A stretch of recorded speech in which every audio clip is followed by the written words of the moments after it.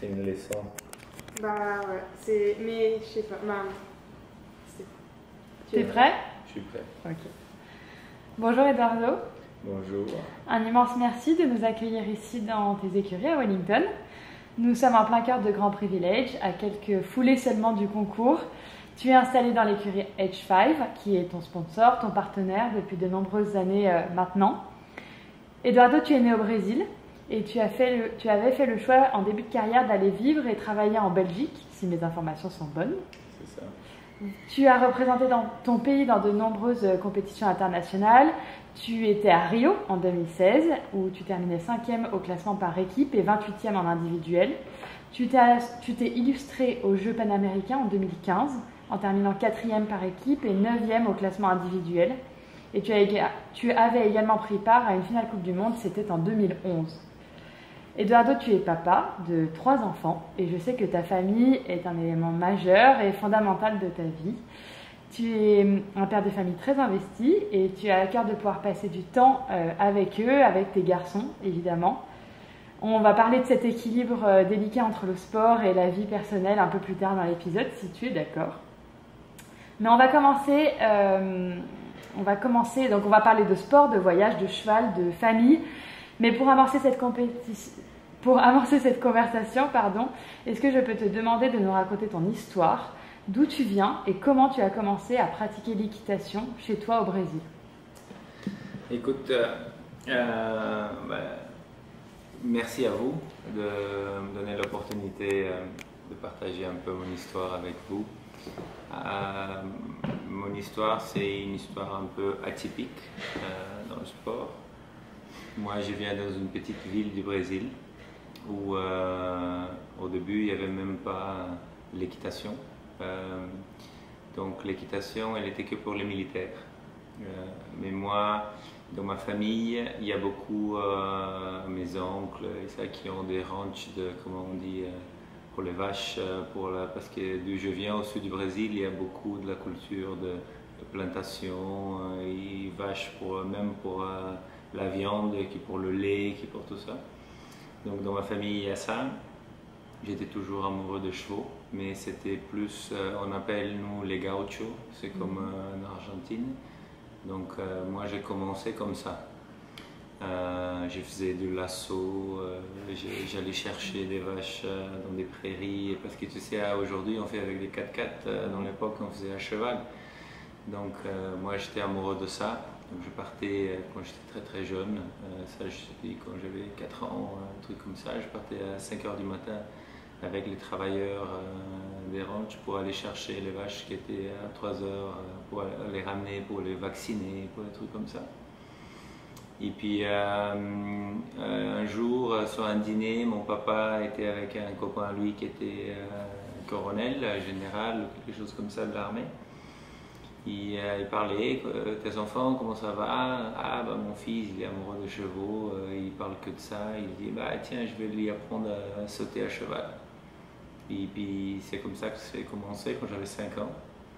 Alors j'allais avec lui dans, comment on dit, dans la place pour les militaires, je ne sais pas comment on dit en français. Et lui, il m'a appris. Donc ça a duré plus ou moins 1 an. Et puis lui, il était transféré pour la capitale du Brésil. Et alors, il n'y avait pas moyen de continuer, donc je me suis arrêté. J'ai retourné dans ma façon gaucho de monter. Et puis, quand j'avais 8 ans, ils ont ouvert un petit club dans ma ville. Alors, ils ont appelé les gens qui savaient, qui pourraient être intéressés. Ils ont appelé mon papa. C'est là que j'ai commencé. On n'avait pas beaucoup d'argent, donc mon papa, il y avait un copain qui avait des chevaux à pur sang. Et, donc j'ai commencé avec ça, avec les petits chevaux d'école. Et un jour, en parlant avec son copain, il m'a dit, écoute, j'ai un cheval qui ne court plus, qui s'est blessé, si tu veux, je te l'offre pour ton enfant. Donc voilà, j'ai commencé avec ça. Et puis ça m'a ramené aujourd'hui. On va parler des différentes étapes un tout petit peu plus tard qui t'ont mené à la vie que tu as aujourd'hui, qui est quand même fondamentalement différente de ton début, du commencement. Mais avant ça, on va parler de toi. Moi, j'avais eu la chance de te rencontrer, je crois que c'était en 2017, je crois, ici à Wellington. Mais en Europe, on peut dire que tu fly under the radar. Tu es discret. Et finalement, je pense que nos auditeurs te connaissent peu. Est-ce que tu peux nous parler un petit peu de ta personnalité, comment tu es en tant que personne, en tant qu'homme de cheval aussi peut-être? Ça, c'est une question que je pense que c'est bien de demander aux autres. Peut-être qu'on le fera. Peut-être pas à moi de parler de moi-même. Je sais pas, je pense que je suis... D'abord, je suis quelqu'un qui suis amoureux de chevaux. J'ai commencé pour ça. Je n'ai pas commencé parce que, tu vois, dans des pays plus développés dans le sport, beaucoup de gens ils commencent parce qu'ils veulent être... comme Eric Navet, ou comme Bosti, ou comme Kevin Stott aujourd'hui. Moi, dans l'époque, quand j'ai commencé, je ne savais même pas que ça existait. Donc, moi, j'ai commencé vraiment parce que j'ai toujours adoré les chevaux. Il y a même une histoire un peu rigolote parce que apparemment, j'ai appris à écrire cheval avant de mon nom, tellement que j'étais fou avec ça. Donc, je pense que je suis quelqu'un passionné par les chevaux. J'ai un caractère assez fort, donc je laisse pas les choses tomber très facilement, je vais dire comme ça. Tu es têtu. Ouais. Voilà, très.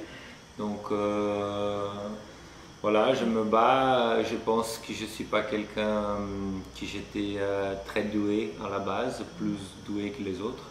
Par contre. Voilà, je suis vraiment têtu, donc je me lève à chaque fois parce que c'est un sport qui a beaucoup plus d'échecs que de victoires. Je pense que mentalement c'est très dur. Je pense que c'est là où beaucoup de cavaliers laissent tomber dans un moment parce qu'on perd beaucoup plus qu'on gagne.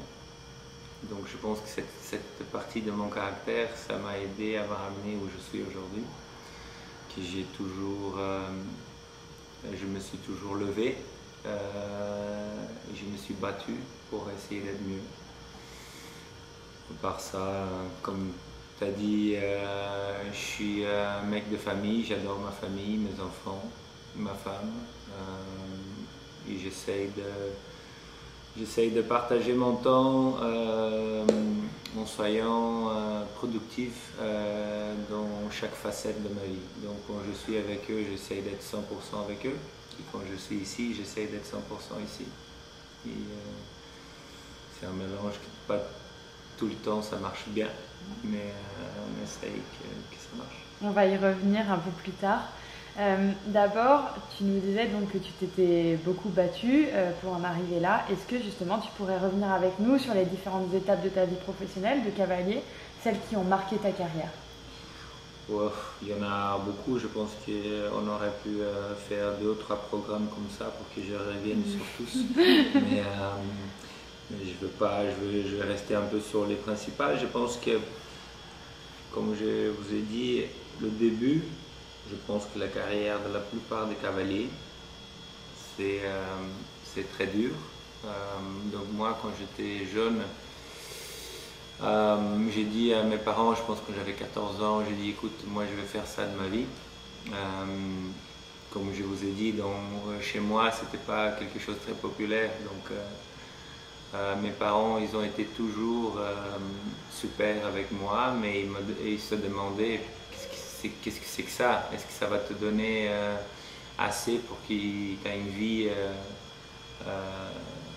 honnête, au moins que tu puisses payer tes comptes et tout ça.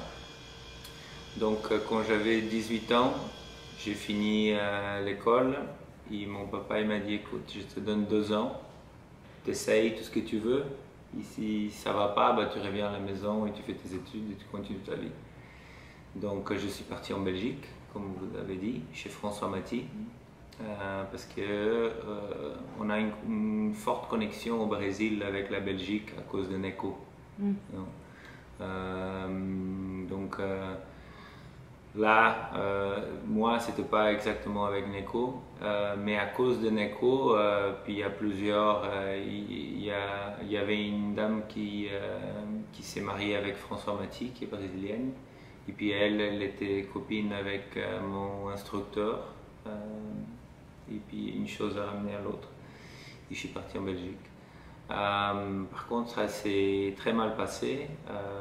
Et puis je suis allé pour monter à cheval. Et je faisais beaucoup de boxe, mais je ne montais pas beaucoup. Et puis après un moment, je suis 5 ou 6 mois, je suis décidé que bon, c'était pas comme ça. Donc je suis reparti au Brésil.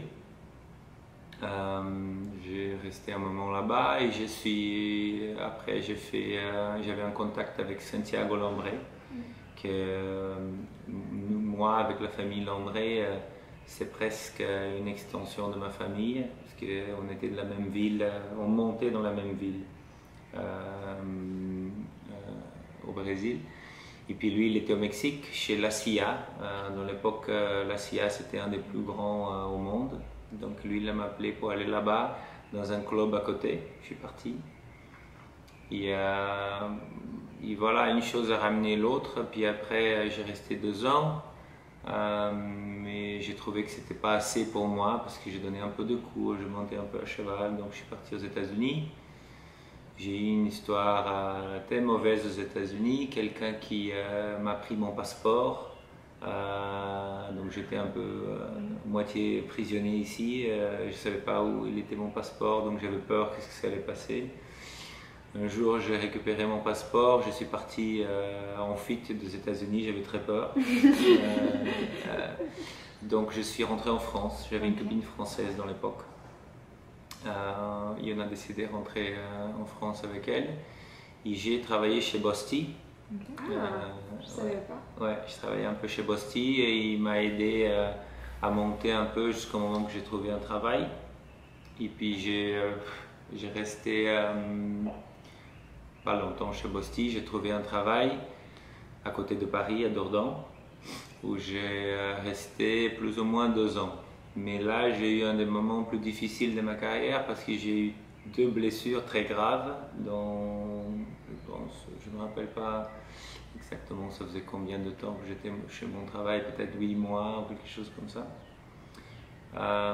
Et j'ai eu un cheval qui m'a donné un coup de pied dans le genou. Il m'a cassé tout le genou, donc j'ai eu une grosse chirurgie de reconstruction de mon genou.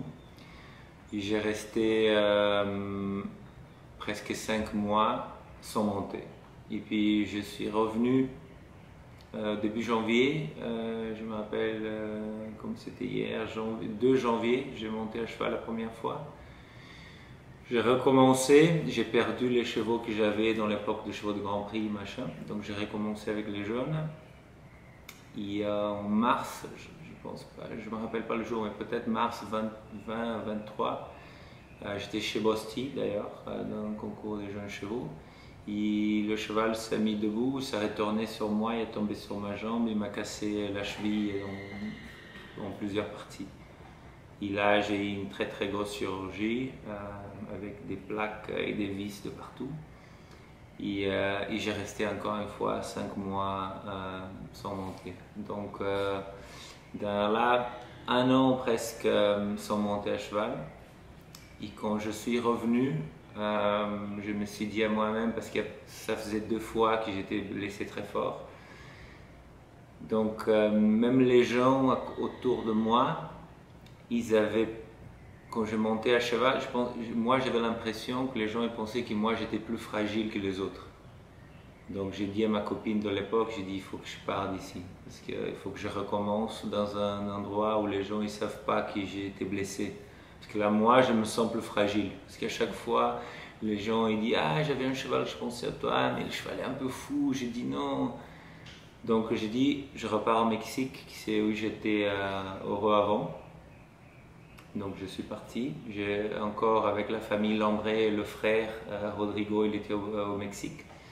Je l'ai appelé, j'ai dit écoute j'ai besoin d'aide, je vais trouver un travail au Mexique. Il dit oui viens chez moi. Je suis parti avec mon sac à dos. J'ai laissé ma copine à Paris et puis j'ai parti là-bas, je me rappelle pas 2-3 semaines. Et j'ai trouvé du travail. Et donc je l'ai appelée, je lui ai dit écoute, j'ai trouvé du travail, rentre. Donc elle est rentrée au Mexique avec moi.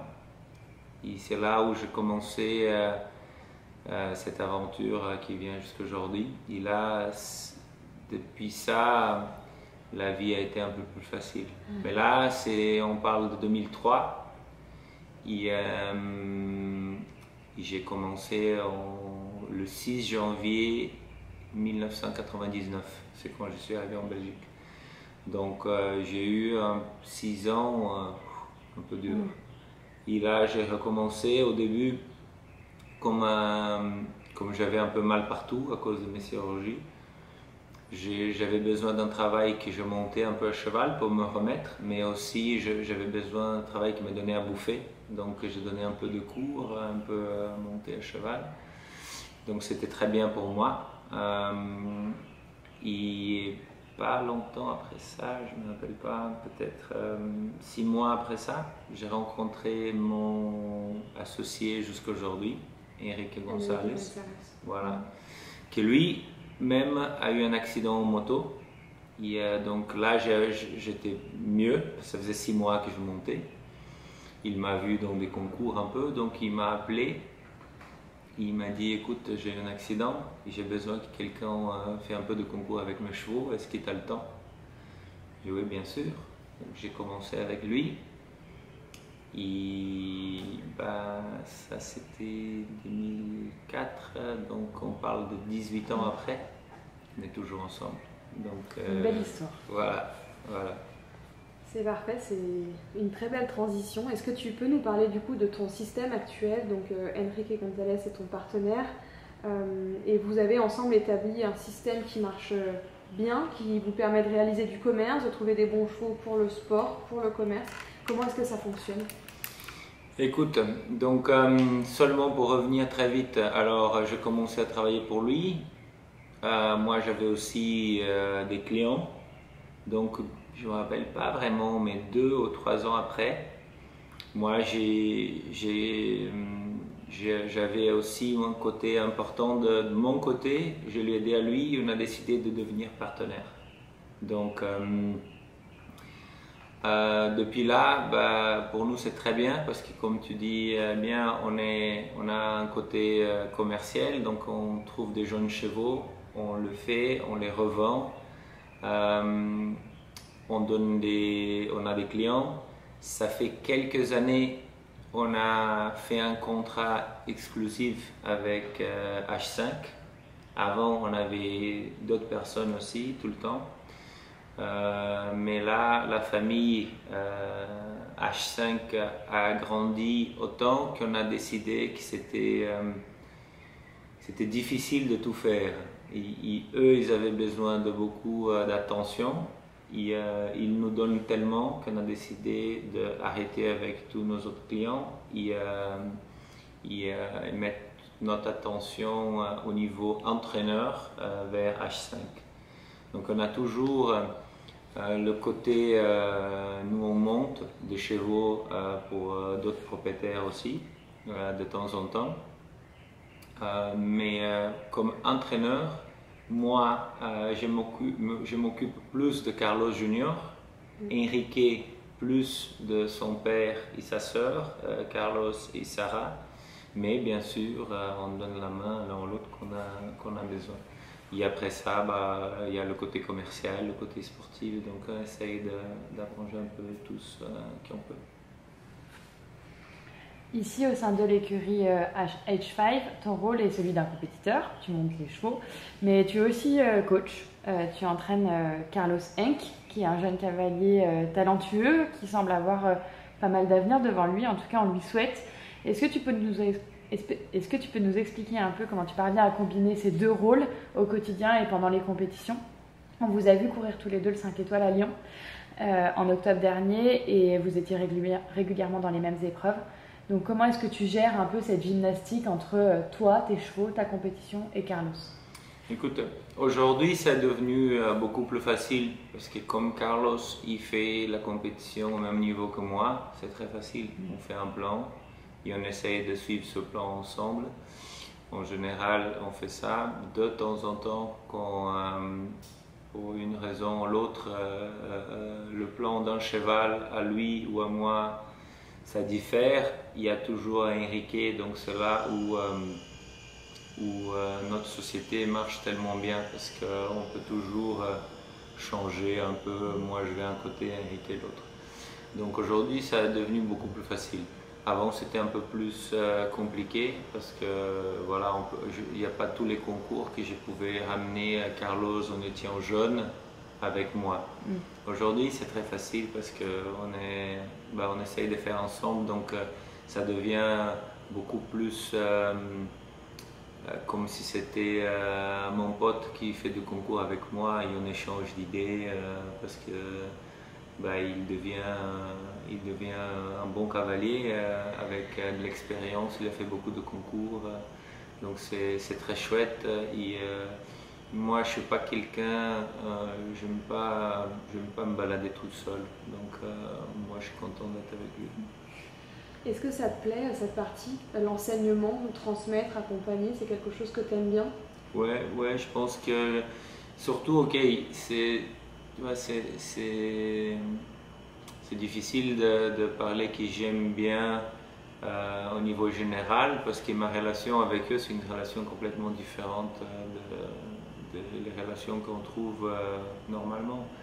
Parce que j'ai commencé avec la famille, ça fait 17 ans, donc Carlos il n'avait même pas 5 ans, aujourd'hui il est à 21.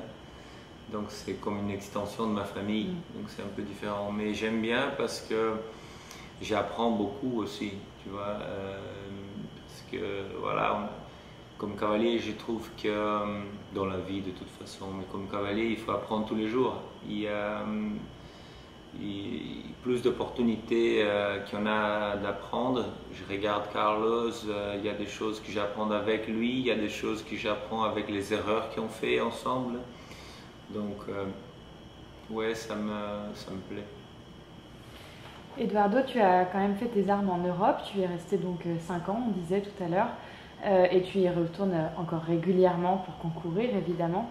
Puis donc tu t'es établi ici aux États-Unis. Quelles sont pour toi les spécificités de chacun de ces deux systèmes, les différences et les similitudes? Nous, ça fait une semaine qu'on est là, à Wellington. Bon, alors là, il y avait eu l'occasion de venir déjà plusieurs fois, mais j'ai été frappée quand même par la différence dans le système, dans le business, ici aux États-Unis par rapport à la France et l'Europe de manière générale. Oui, alors aujourd'hui, basiquement, ça fait 2 ans, moi je vis en Belgique et je passe mes hivers ici. Et pourquoi j'ai fait ça? Parce que, comme on disait avec ma vie de famille, aux États-Unis, comme les distances elles sont énormes, les concours, ils sont tous, presque tous des tournées. Donc comme Wellington, c'est la plus grande, tu viens, il t'est 12 semaines ici. Non? Puis après, si tu veux faire le haut niveau, tu as Calgary, qui c'est 5 semaines. Et puis normalement, quand on va à Calgary, tu rajoutes Thunderbird, qui c'est encore 2 semaines. Donc avec une petite semaine avant, ou je sais pas quoi, tu parles de 8 semaines qui étaient parties. Et puis comme ça, il y en a à Kentucky, Tryon, New York et comme ça. Alors, pour avoir une vie de famille, c'est très compliqué parce qu'il était toujours parti. Il est arrivé un moment, avant quand mes enfants ils étaient très petits, c'était facile parce que tu les mets dans les valises et voilà, tu rentres, tu vas. Et puis à un moment donné où mon grand il va à l'école et déjà il a 8 ans, donc c'est pas qu'il peut partir n'importe quand. La dernière année que j'étais ici, que c'était 2019, j'ai fait 19 vols ronds Europe-Miami. Et là, il est arrivé un moment que voilà, j'ai dit à ma femme, il faut qu'on trouve une solution. Une fois, mon fils, on parlait en Skype, je sais pas quoi. Il me disait, papa, j'ai vraiment envie d'aller chez toi. Je lui dis, comment ça chez moi? Bah, chez toi, là-bas où tu vis. J'ai dit, non, chez moi, c'est là, avec toi. Donc, tu vois, lui, pour lui, donc c'est là on a dit, écoute, il faut changer quelque chose. Ça a été un déclic. Ouais. Je lui ai dit, écoute, il faut changer quelque chose. Déjà que pour moi, c'était très, très dur. Pour les enfants, tu vois, c'est pas toujours qui tu vois le dur que c'est pour eux. Donc, j'ai dit à ma femme, ok, il faut qu'on fasse quelque chose.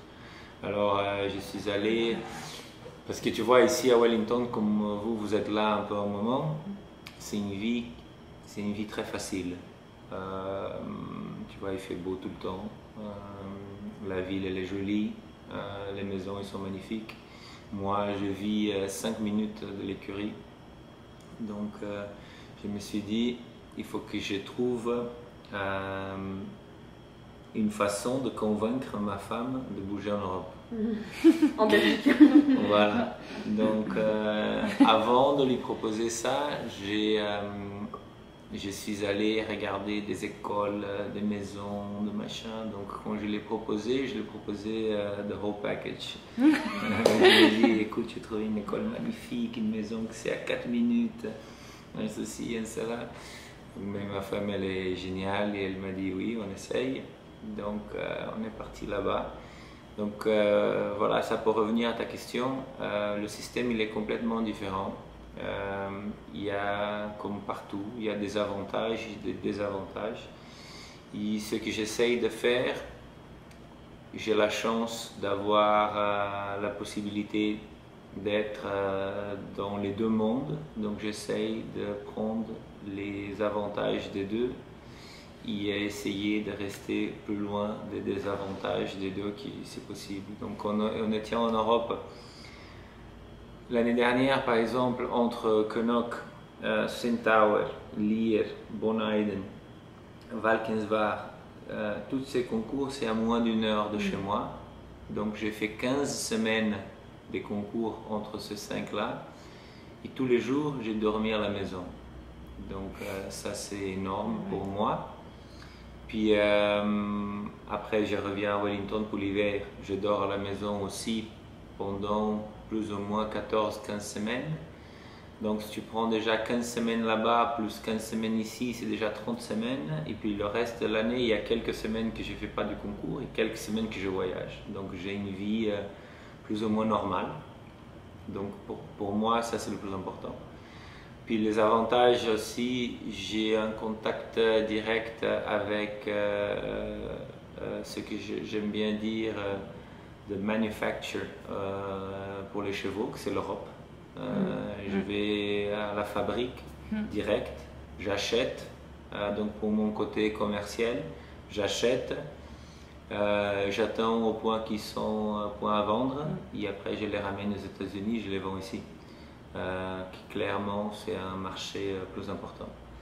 Donc voilà, je pense que le système il est complètement différent, mais si tu as la possibilité de toucher les deux, je pense que c'est un marché incroyable. Tu le disais, hein, on est dans un endroit paradisiaque. Ici à H5, globalement à Wellington, la vie est presque isolée du monde. C'est un peu comme ça qu'on le ressent, on a le sentiment d'être dans une bulle. Par exemple, en ce moment, il y a l'actualité, il y a la guerre en Ukraine qui arrive. Nous, ça fait une semaine qu'on est là et même si on essaie de regarder l'actualité, on a l'impression d'être déconnecté de cette réalité-là. C'est un sujet dont on a beaucoup parlé avec Grégory Watley et qu'on aimerait aborder avec toi aujourd'hui parce qu'on t'a vu monter ainsi que Carlos la semaine dernière dans la couple avec le brassard ukrainien.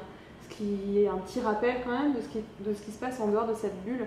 Comment est-ce qu'on fait quand on est ici, entouré d'un tel luxe, pour garder les pieds sur terre, pour continuer à être conscient du monde qui nous entoure? Oui, écoute, je pense que on a commencé à monter à cheval parce qu'on aime les chevaux. Les chevaux, ils ne savent pas combien ils coûtent et où ils dorment. C'est une écurie qui coûte des millions, c'est une écurie qui coûte des centimes. Les chevaux, c'est la même chose. Moi, j'essaye de garder les choses assez simples dans ma tête. J'essaye d'être... il y a une cavalière irlandaise qui a un programme magnifique où on peut aider des gamins en Afrique. Moi, je fais ça depuis, je sais pas, peut-être 10 ans ou 8 ans.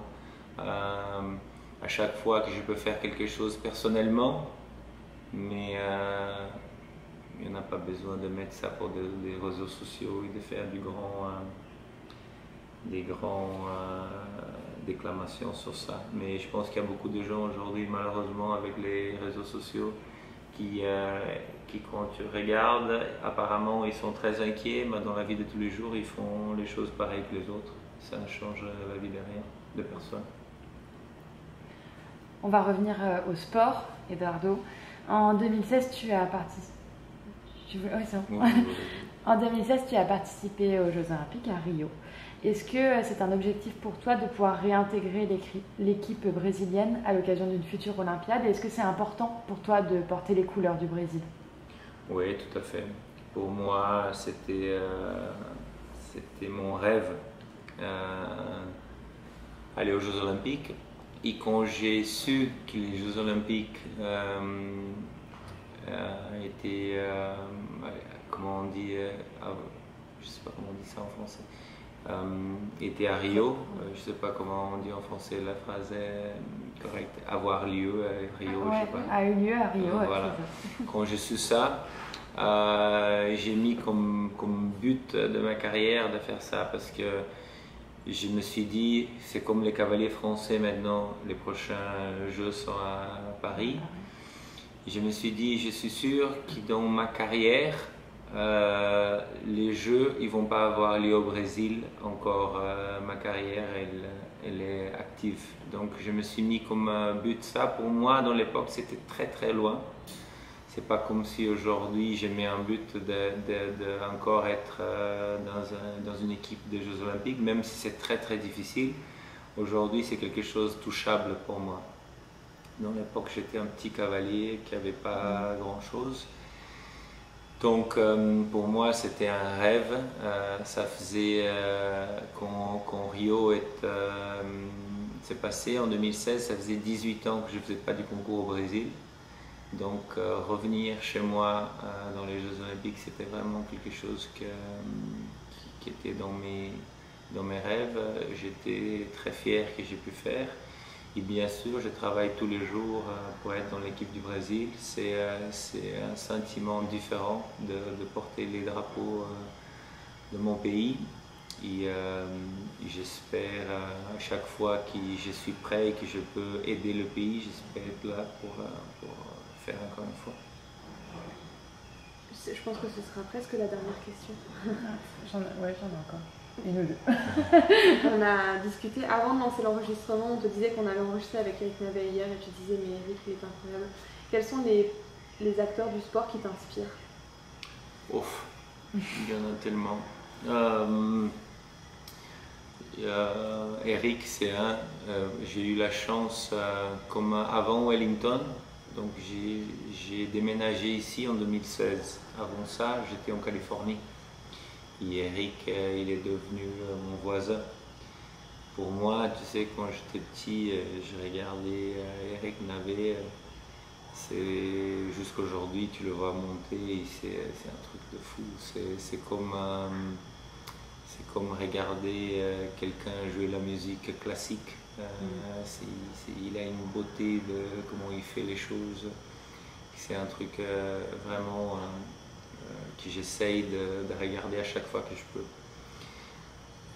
D'autres, tu sais, comme gamin brésilien, j'ai toujours regardé Neco et Rodrigo parce que c'était vraiment pour nous un rêve de pouvoir. Moi, comme je vous ai dit, je viens d'une toute petite ville, donc j'ai pas eu la chance d'avoir beaucoup de contacts avec eux quand j'étais plus petit. Aujourd'hui, j'ai la chance de pouvoir dire qu'ils sont des copains. Donc pour moi, c'est magnifique de pouvoir échanger des idées avec eux. Et puis il y en a plein. J'adore, dans le jour d'aujourd'hui, Peder Fredriksson, c'est vraiment un homme de cheval. J'adore regarder comment il fait les choses. C'est quelqu'un pur. j'adore suivre son truc. Puis Scott Brash, c'est quelqu'un aussi que j'adore échanger des idées quand je le retrouve sur des concours. C'est un bon pote, c'est quelqu'un. Moi, j'aime pas trop. Comment je peux dire? J'aime des gens qui parlent pas beaucoup, ils font beaucoup. Et je pense que ces gens-là, c'est des gens comme ça. Marlon, c'est aussi c'est un copain qui j'adore me retrouver avec lui, voir comment il fait les choses, parce que je pense que dans une époque différente, mais un peu comme un Eric Navet, lui il a une façon très belle de se présenter. Quoi d'autre? Ici aux États-Unis, j'ai une très belle relation avec Kent Farrington. Je pense que c'est un mec un peu différent de ceux qui je viens de parler. Lui, c'est vraiment, il a une intelligence incroyable, il a un regard différent parce qu'il vient d'une industrie complètement différente. C'est vraiment un homme d'affaires et j'adore discuter avec lui des idées. Il y en a tellement. Daniel Deusser,